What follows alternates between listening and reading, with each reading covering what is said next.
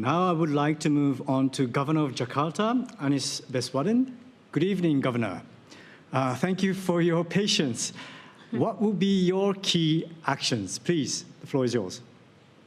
Thank you. Assalamualaikum warahmatullahi wabarakatuh. Peace be upon all of us. Ms. Koike, the Honorable Governor of Tokyo, distinguished speakers. We live in a truly challenging time indeed. Cities are in the front lines to face both the challenges and also the opportunities.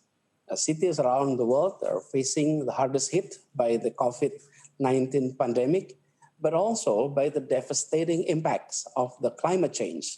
However, it is also cities that have come up with innovations, collaborations, and major actions to tackle those enormous challenges. Let's take the COVID-19 pandemic as an example. As people movement are being restricted, cities' economy is slowing down. But on the other hand, many cities and its populations are experiencing a rare experience. What is that? Clean air, including us here in Jakarta. And during the pandemic, Jakarta has been taking the momentum to successfully achieve several milestones on transportations and mobility issues. Among others, one, we are no longer considered as among the top 10 most congested cities in the world, according to the 2020 TomTom Traffic Index. In fact, we dropped down to as far as 31st positions.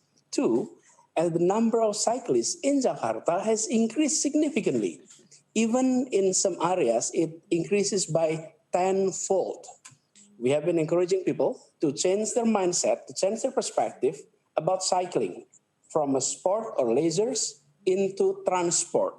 It's a simple transformations, but it changes the way we view cyclings. And we embrace these new trends by pushing our mobility programs even more during the pandemic.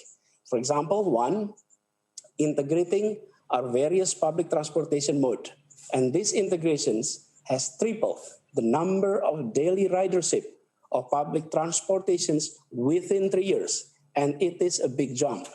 And two, we're designating 96 kilometers of bike lanes supported by 52 bike sharing spots. And we're planning for around 500 kilometers of bike lanes. All of this effort have been done by collaborations involving NGOs, private sectors, universities, even individual citizens. They have been actively engaged, actively involved in the development of the city. So the way we look at this is they are co-creator of city development, while us in the city government act as collaborator. And in fact, in 2019, we declared our city as a city of collaborations. So judging from experience, we believe that the strong collaborations between cities across the globe are the way forward to tackle the world's daunting challenges such as climate change. And as the Vice Chair of the C40, I'm reinforcing our commitment and extending our invitations to further collaborate with all of you in our effort to achieve net zero emission target by 2050 and to reduce 50% of greenhouse gas emissions by 2030. And Jakarta, we have been learning from initiative coming from many global cities. We have learned from Tokyo, from Paris, from Seoul, Medellin, Pune, and many, many other cities.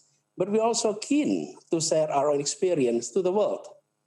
It is with that spirit that we convey our eagerness to join hands with all of you and to declare that now is indeed the time to act for sustainable mobility, for urban resilience, and for strong collaborations. Thank you. Warm regards from Jakarta. Domo arigatou gozaimasu. ありがとうございます。